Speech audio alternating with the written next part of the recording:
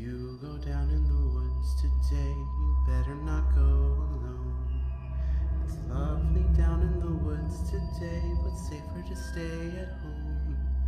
For every bear that ever there was will gather there for certain, because today's the day the teddy bears have their pick.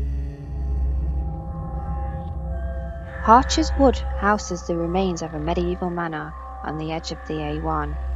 Legend has it that the wood was once used as a hideout for highwaymen waiting to attack travellers as they made their way along the Great North Road. It is told that Archer's Wood received its name because it was cut back just beyond a bow shot, which stopped the would-be robbers' arrows reaching the road.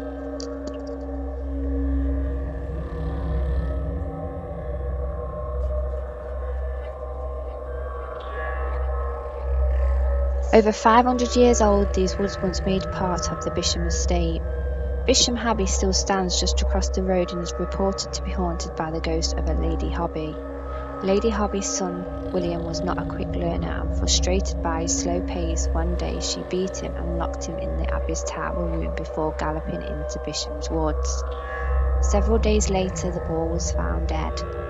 Many say that Lady Hobby's ghost can be seen wandering through the Abbey, desperately trying to rub the bloodstains from her hands.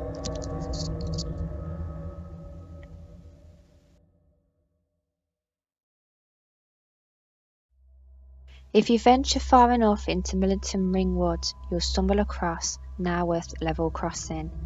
A lonely lane crosses the tracks next to a single house in this dark, dense part of the wood. In the early 1900s, a passenger train collided with a motor coach on the crossing and 9 people were killed. Workers on the railway have reported hearing the cries of 2 young children coming from the site of the crash.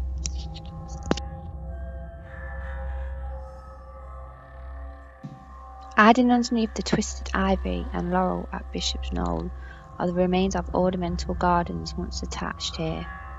This mansion house became a hospital during the First World War, offering bed to wounded Australian soldiers during the conflict. The mansion contained 100 beds, plus an operations theatre.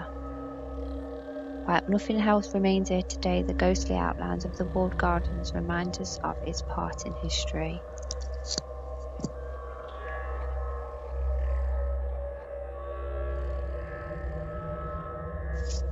Duntroon Castle lays over the loch from Creedon Wood and is said to be haunted by an headless piper. During the English Civil War, the castle was taken and the piper was the only man spared.